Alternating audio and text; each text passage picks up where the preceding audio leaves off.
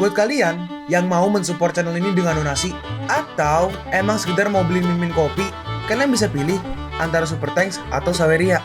Gue sih nggak masalah kalian pilih yang mana. Cuma kalau bisa lewat Saweria aja. Soalnya kalau YouTube potongannya gede 30%. Kalau Saweria cuma 5%. Untuk link Saweria kalian bisa klik aja di atas kanan nih, atau bisa cek di kolom deskripsi. Tapi kalau mau support gak harus donasi kok. Dengan kalian nonton sampai habis dan memberikan like pada video ini, itu udah ngebantu banget buat support channel ini. Oh iya, kalian juga bisa join nih ke grup Telegram komunitas cerita manhwa yang baru. Untuk linknya gue tampilin di layar ya. Tapi kalau malas ngetik, cek aja kolom deskripsi. Di sana kalian bisa sharing nih topik seputar manhwa dan kawan-kawan, dan juga ketemu teman baru. Kalau mau info terbaru dari Mimin, misalnya upload kapan atau misalnya ada telat upload, Mimin pasti akan langsung infokan di Telegram.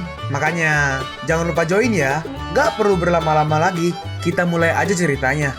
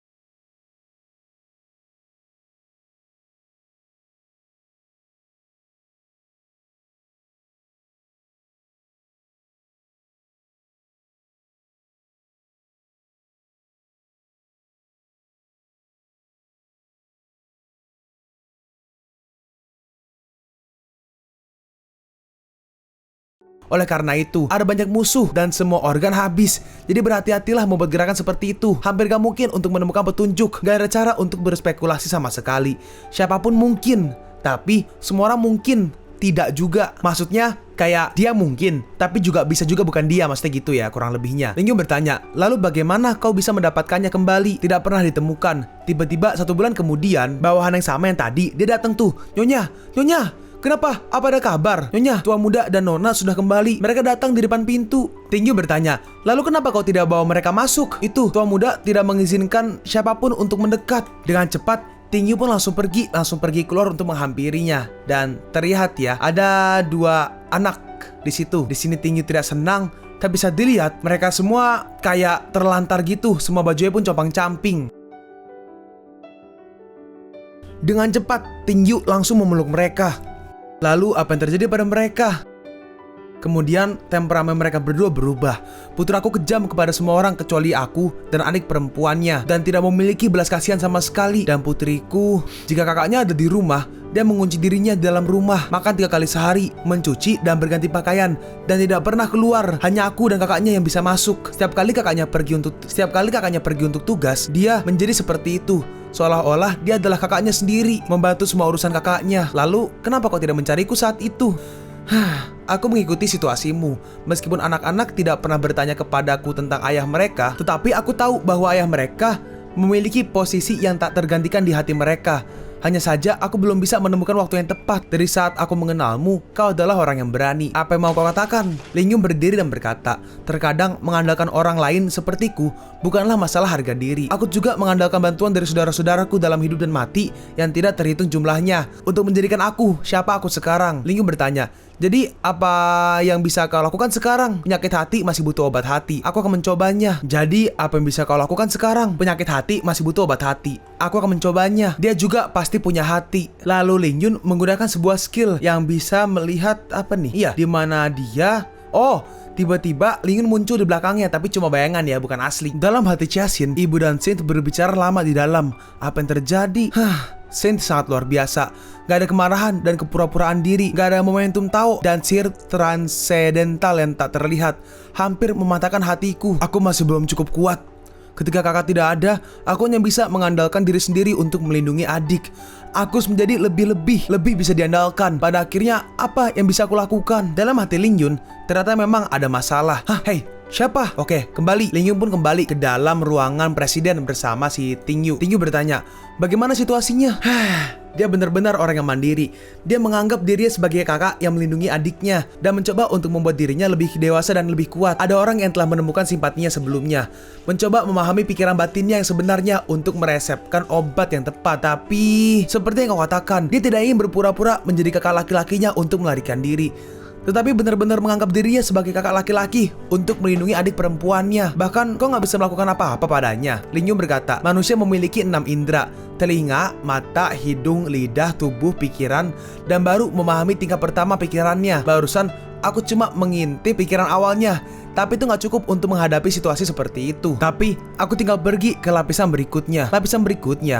Lapisan berikutnya adalah ketika pikiran dikirim. Ketika semua pikiran lahir, kesadaran ketujuh yang oleh umat Buddha disebut kesadaran mana. Konfusianisme mengatakan ada banyak orang yang bisa memahami pikirannya, tetapi nggak banyak orang yang bisa mencapainya. Lalu Lingyun pun duduk di sini. Dia menggunakan sebuah skill, tapi nggak tahu skillnya apa karena masih bahasa Mandarin. Terus skillnya ditembak ke kepala jidat dari si Chasin, atau mungkin Lingyun masuk ke dalam pikirannya mungkin ya. Ketika pikiran muncul, angka 40.000 akan dibicarakan di antara jari-jari. Alasannya masuk akal. Lingyun pun mulai melihat ingatan dari si Chasin. Aku sangat lemah, kakek laki-laki. Kenapa kakak tidak kembali? Jika itu dia pasti tidak akan seperti ini. Aku ingin menjadi seperti kakak laki-laki untuk bisa melindungi adik perempuan. Apakah dia bisa menenangkan Saint? Enggak, selain ibu, kakak, dan aku, gak ada yang akan benar-benar baik pada adik perempuan itu. Aku gak bisa menjadi pengecut. Dalam hati Lingyun, ini semua tentang mencoba untuk melindungi adiknya. Sial, itu benar-benar membuat hati dewa ini menegang. Apa yang telah dialami anak ini sebenarnya? Terus di sini, Lingyun melihat sebuah bola ingatan, tapi kali ini berwarna ungu, nggak kayak yang lain biru.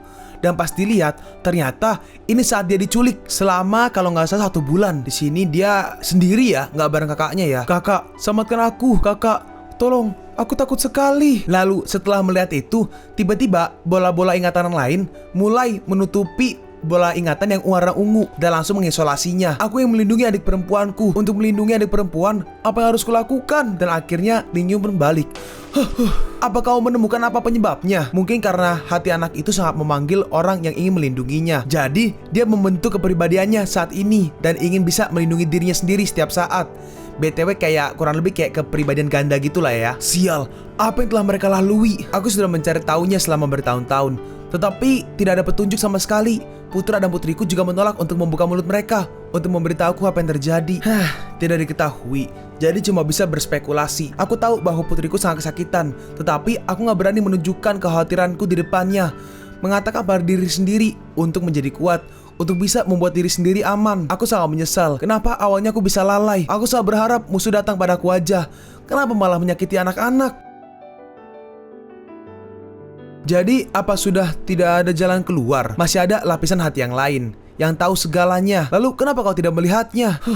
Lebih jauh ke bawah adalah kesadaran alaya Buddhis, akar dari hati. Dibandingkan dengan saat lapisan kesadaran ketujuh muncul, segala sesuatu yang tersembunyi di sini tidak terbatas. Agar dapat mantap dalam situasi ini dan tidak tersesat, seseorang harus memiliki pikiran yang jernih dan tenang, memasuki tempat pemikiran non-pikiran dan non-ideal, dan membutuhkan seseorang yang memiliki konsentrasi yang dalam. Meskipun aku bisa memasuki dunia ini dan aku tetap masuk ke dalamnya, pikiranku sangat mendominasi. Jika aku masuk dengan paksa, aku bisa melukai jiwanya. Ling Yun bertanya, jadi apa yang harus kulakukan sekarang? Ling Yun menjawab, hanya ada satu orang di dunia ini yang bisa memasuki tempat ini, Changnian Mountain Gate Pihaisin. Ling Yun bertanya, hah? Kau tahu dia? Tidak ada yang tidak tahu Pihaisin dari Changnian Mountain Gate.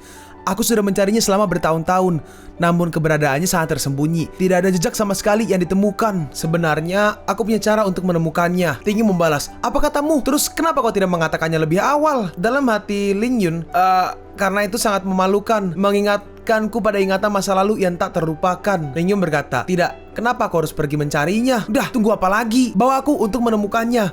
Keluarga kami baru aja membangun sistem Wanli Shenzing yang dapat digunakan di mana aja, di dalam daratan Cina. Tunggu dulu. Apalagi? Apa kau gak mau menyembuhkan putrimu lebih cepat? Tentu saja aku ingin. Tunggu sampai aku menghubunginya dulu. Hah? Menghubungi? Bagaimana cara menghubunginya?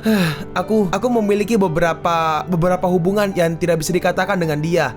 Bagaimana cara menghubunginya? Pokoknya ya tunggu aja dah. Hubungan yang gak bisa dikatakan. Kamu Pihaisin, apa kau mendengarnya? Pihaisin berkata, hah?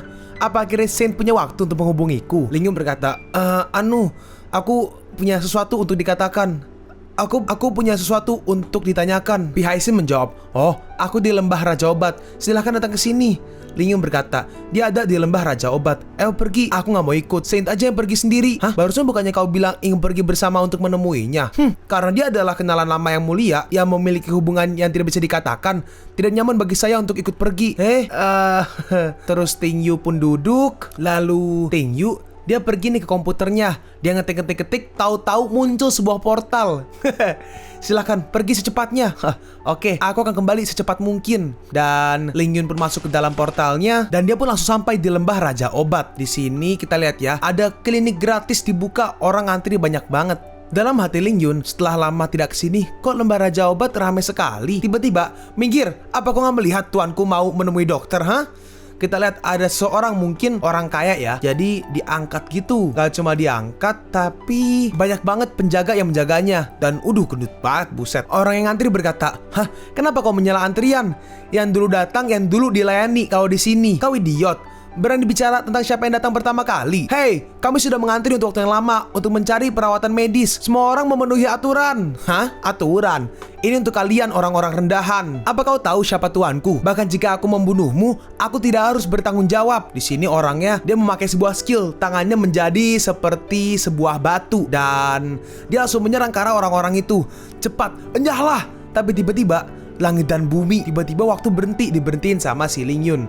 Terus Ling Yun pergi ke orang itu, tangannya diserang lah intinya lah. Terus Ling Yun pakai skill ke orang-orang yang bawa tendanya, bukan bawa tenda sih, bawa tempat orang duduk itulah. Terus akhirnya Ling Yun pun masuk ke dalam kliniknya. Waktunya dijalanin lagi. Terus tiba-tiba batunya hilang dan tangannya kebalik. Lenganku. Apa yang terjadi dengan lenganku? Kurang ajar, siapa yang berani melakukannya? Hah? Terus tiba-tiba orang yang ngebawanya tiba-tiba semua putar balik dan langsung pergi. Hei, apa kalian lakukan? Aku akan memecah kalian semua, dasar rendahan. Dan akhirnya mereka pun pergi. Orang-orang ngeliat itu bingung. Sedangkan di dalam di sini ada seseorang yang sedang diobati oleh seorang cewek ya. Terus dari tubuh pasiennya kita lihat mungkin ada seperti tumor ya. Tumor yang diangkat oleh si dokter. Aduh. Tiba-tiba Lingyun berkata, lama tidak bertemu. Di sini menjadi jauh lebih hidup sekarang. Oh, kau datang ke sini? Aku di sini untuk menemui Pihai. Di mana dia? Adikku ada di lembah. Pergi aja ke sana dan kau akan menemuinya. Lingyun berkata, aturan dari lembah Raja Obat hanya menerima penyakit aneh dan penyakit parah, dan cuma ada beberapa orang yang datang dalam setahun. Kenapa sekarang jadi seperti ini? Si cewek ini menjawab, oh, karena aku seorang dokter. Aturan dimaksudkan untuk dilanggar kalau bisa membantu lebih banyak orang. Aku baru memahami ini. Lingyun berkata, terima kasih atas kerja kerasnya. Tapi kenapa ada 2 antrian di luar? Orang-orang sering datang ke klinik gratis dan beberapa juga datang ke sini untuk melamarku. Dan aku nggak bisa menolak kedatangan mereka. Untuk meningkatkan efisiensi klinik gratis, aku membuat aturan untuk mereka yang datang ke sini untuk melamarku gak boleh masuk antrian orang sakit. Dan ketika antrian orang sakit kosong, baru mereka boleh masuk. Dan aku tinggal menolaknya satu persatu. Orang-orang itu benar-benar gigih ya. Masing-masing orang ini memancarkan bau birahi jantan yang kuat. Dan mereka semua memiliki niat buruk. Itu terlihat di wajah mereka. Oh iya, kenapa kau tidak memberitahu mereka kalau kau menyukaiku?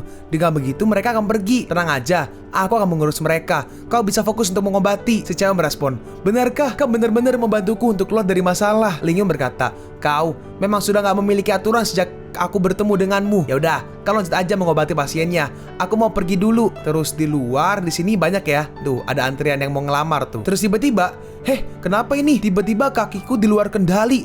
Dan tiba-tiba orang-orang ini putar balik. Balik kanan, gerak. Langsung balik terus langsung jalan semua barengan. Tunggu, kenapa pergi? Loh, aku pasti akan kembali lagi. Dan akhirnya yang mau ngelamar cabut semua. Dan sekarang kita pergi ke pintu masuk lembah dalam Lembah Raja Obat. Lingyun sudah sampai sana. Dalam hati Lingyun, Lembah Raja Obat adalah salah satu dari 5 alam rahasia daratan Cina. Jika tidak ada orang di Lembah Raja Obat yang menuntun jalan, mereka yang memasuki lembah tanpa izin pasti akan tersesat dan mati. Misterinya masih belum terpecahkan. Lalu Lingyun jalan terus. Setelah berapa lama ketemu nih. Kali ini kabutnya mulai menghilang dan ada tanahnya ya. Ada tanah, ada pohon, ada rumput. Dan di bawah pohonnya, di bawah pohon sakura, ada cewek lagi duduk nih. Saint, kau sudah datang. Dalam hati Lingyun, di bawah langit, dia adalah satu-satunya orang yang gak berani kuhadapi. Terus Lingyun duduk. Widih, cakep ya.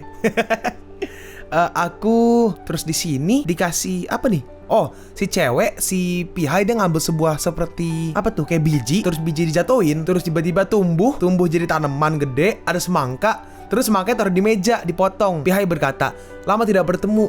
Kenapa sih masih sangat berhati-hati terhadap orang lain? Kau takut kepada aku karena yang sudah terjadi? Dalam hati Lingyun, aku benar-benar gak bisa menyembunyikan apapun di hadapannya. Saint tidak perlu merasa berutang apapun. Semuanya adalah keputusanku. Lingyun bertanya, karena kau juga murid Lotus, kenapa aku gak bisa merasakan apa yang kau pikirkan? Itu tidak benar. Aku hanya tidak memiliki 2 pikiran di hatiku. Dan ketika aku memikirkannya, aku mengucapkan kata-kata. Jadi apa Saint dan apa yang aku rasakan adalah apa yang aku katakan. Tidak ada perbedaan. Pada saat ini, ketika aku bertemu dengan Saint sangat senang. Gimana? Nih gue kasih lihat nih. Pada saat ini ketika aku bertemu dengan Saint, aku sangat senang. Mungkin gitu kali ya. Jika aku tidak mengatakan apa-apa, Saint juga harusnya bisa merasakannya. Terus Lingyun makan semangkanya. Oh, apa ini? Sangat manis dan enak. Ini adalah tempat di mana anak nakal menemukan negeri ajaib di tengah lembah. Tampaknya menjadi sesuatu yang tertinggal ketika semua Dharma tidak lahir 500 tahun yang lalu. Nama benda ini adalah semangka. Anak nakal. Sejak kapan lembah ini ada anak-anak? Itu tiba-tiba, ayah, kapan kau datang? Tunggu, apa yang terjadi? Di sini biji keren ya, berhenti, Cok.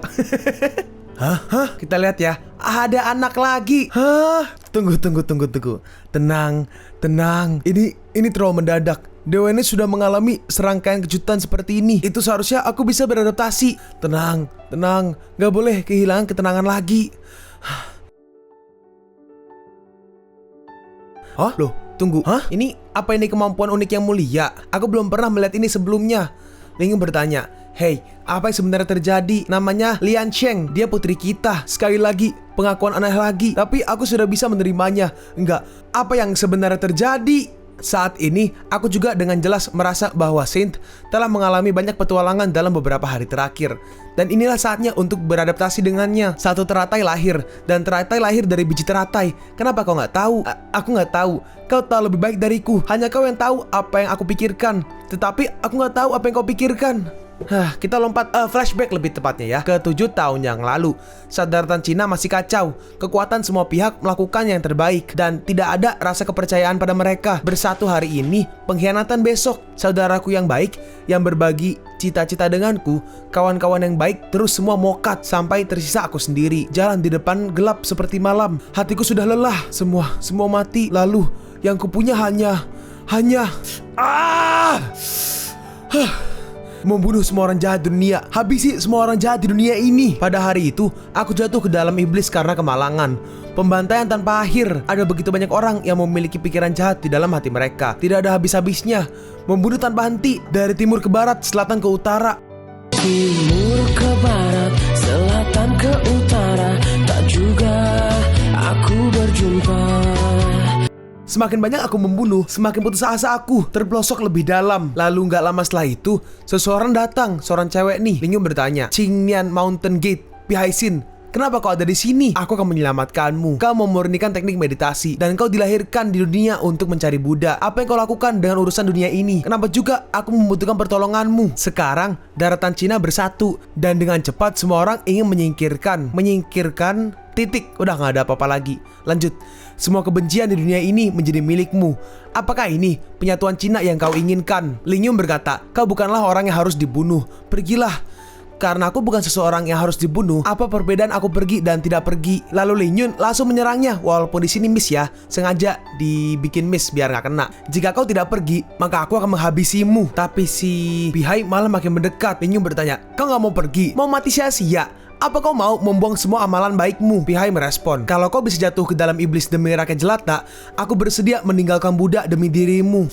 Omong kosong. Aku tidak membunuh untuk keadilan dunia. Aku membunuh untuk balas dendam. Kalau begitu bunuhlah aku. Tapi di sini Ling Yun tidak melakukan apa-apa. Lalu terus perlahan-perlahan iblis yang ada pada tubuh Ling Yun pun akhirnya lepas dan akhirnya pecah.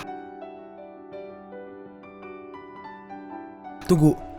Kamu memberiku sebuah ciuman dan terlahir seorang anak? Hah? Memangnya aku belum pernah memberitahumu? Pada hari itu, energi iblismu menghilang, tetapi kau tidak akan mendapatkan kembali vitalitas dirimu lagi. Jika aku tidak mengobatimu, kau pasti akan mokat. Jadi, aku memutuskan membawamu ke lembah Raja Obat, lalu meminta bantuan Lian Xin. Ling Yun berkata, oh, gak heran. Ketika aku bangun, aku berada di gubuk obat Lian Xin. Setelah itu, apa yang kau lakukan padaku? Nah, setelah kelahiran Lotus, kita berdua telah menjadi satu pikiran. Di bawah perlindungan Lian Xin, aku menggunakan metode rahasia tertinggi sekte ini padamu, Lotus Rebirth. Meskipun prosesnya sangat berbahaya, hasilnya adalah tubuh dan pikiran milikmu direkonstruksi, dan kau telah mencapai keadaan tak terkalahkan ini secara tidak sengaja.